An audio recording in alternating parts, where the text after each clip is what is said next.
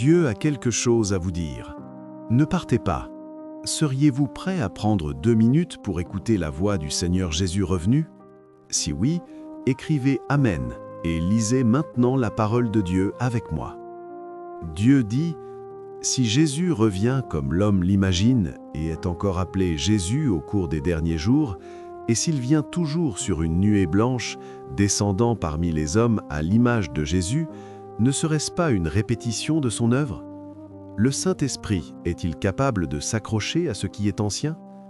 Tout ce à quoi l'homme croit, ce sont des notions, et tout ce que l'homme accepte est selon le sens littéral et aussi selon son imagination.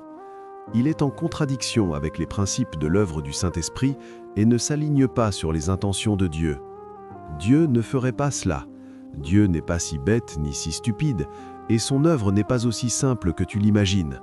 Selon tout ce qu'imagine l'homme, Jésus arrivera sur une nuée et descendra parmi vous. Vous le verrez chevauchant une nuée, et il vous dira qu'il est Jésus. Vous verrez aussi les marques des clous dans ses mains, et vous saurez qu'il est Jésus. Et il vous sauvera à nouveau et sera votre Dieu puissant. Il vous sauvera, vous donnera un nouveau nom et donnera à chacun d'entre vous une pierre blanche, après quoi vous aurez la permission d'entrer dans le royaume des cieux et serez reçus dans le paradis. De telles croyances ne sont-elles pas des notions de l'homme? Est-ce que Dieu œuvre selon les notions de l'homme ou œuvre-t-il à l'encontre des notions de l'homme? Toutes les notions de l'homme ne viennent-elles pas de Satan? L'homme entier n'a-t-il pas été corrompu par Satan? Si Dieu faisait son œuvre selon les notions de l'homme, Dieu ne deviendrait-il pas alors Satan? Ne serait-il pas de la même espèce que les êtres créés? Puisque les êtres créés sont désormais tellement corrompus par Satan que l'homme est devenu l'incarnation de Satan, si Dieu œuvrait selon les choses de Satan, n'aurait-il alors pactisé avec Satan? Comment peut-il comprendre l'œuvre de Dieu? Par conséquent, Dieu n'œuvrerait jamais selon les notions de l'homme et n'œuvrerait jamais comme tu l'imagines. Certains disent que Dieu lui-même a dit qu'il arriverait sur une nuée. C'est vrai que Dieu l'a dit lui-même, mais ne sais-tu pas que les mystères de Dieu sont insondables pour l'homme? Ne sais-tu pas que les paroles de Dieu ne peuvent être expliquées par l'homme? Es-tu certain, sans l'ombre d'un doute, que tu as été éclairé et illuminé par le Saint-Esprit?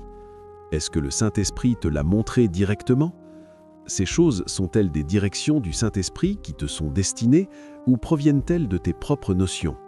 Tu dis, cela a été dit par Dieu lui-même. Or, nous ne pouvons pas utiliser nos propres notions et pensées pour évaluer les paroles de Dieu. Quant aux paroles d'Ésaïe, peux-tu expliquer ces paroles avec une certitude absolue? Oses-tu expliquer les paroles d'Ésaïe? Puisque tu n'oses pas expliquer les paroles de Jésus, qui est plus exalté, Jésus ou Ésaïe? Puisque la réponse est Jésus, pourquoi expliques-tu les paroles prononcées par Jésus? Est-ce que Dieu te dirait à l'avance quelle est son œuvre?